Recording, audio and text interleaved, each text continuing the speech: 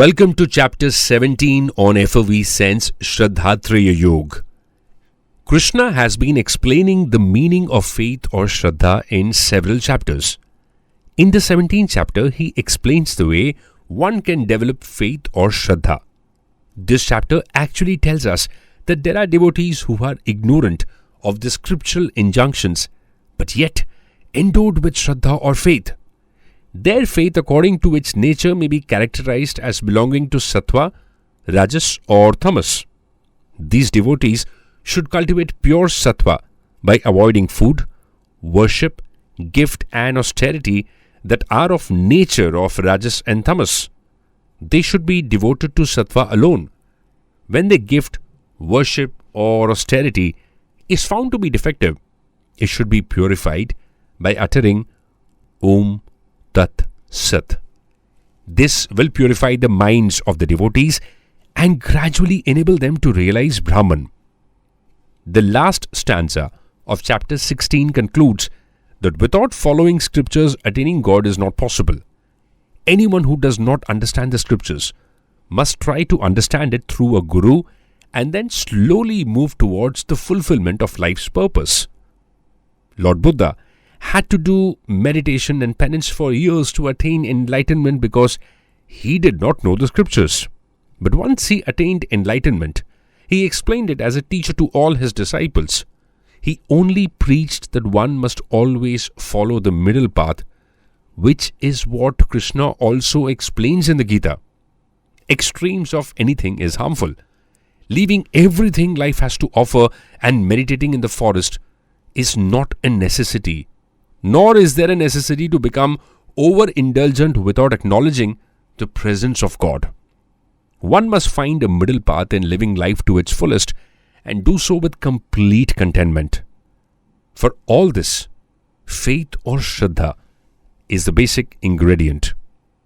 Arjuna raises an interesting question whether the faith of the people who worship the various deities but without following the injunctions of the scriptures is sattvic or rajasic or tamasic.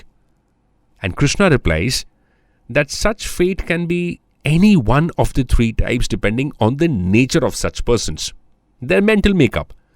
The sattvic people worship gods, the rajasic people worship the demigods, and the tamasic worship the bhutas and the lower spirits. Like faith, food also is of three types, so also sacrifice, austerity and charity. Food conducive to health, strength and purity of mind, and that which is pleasant is sattvic. Food that is bitter, sour or saltish, pungent, which produces disease, is rajasic. Old and stale food that has lost its taste and flavor, spoiled and impure, is tamasic. Sacrifice done as a duty and according to the injunctions of the scriptures is sattvic. If it is done with show and pomp for the fruits thereof, it is rajasic. The tamasic one is bereft of the prescribed rules and is done without faith and lacks in mantras and dakshina.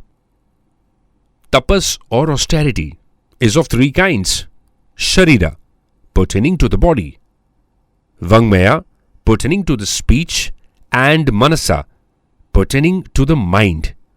Worship of gods, brahmanas and teachers, as also observing purity and continence, is tapas of the body. Truthful and inoffensive speech, as also study of one's branch of the Vedas, is tapas of the speech. Peace of mind, control of thoughts and speech, and a pleasant demeanor is tapas of the mind.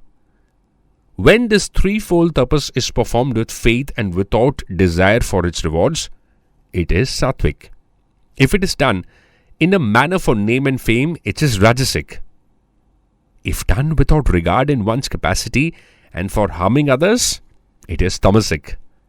Now, dana or gifts given as a matter of duty to persons of the right type and in the right manner belongs to the sattvic kind.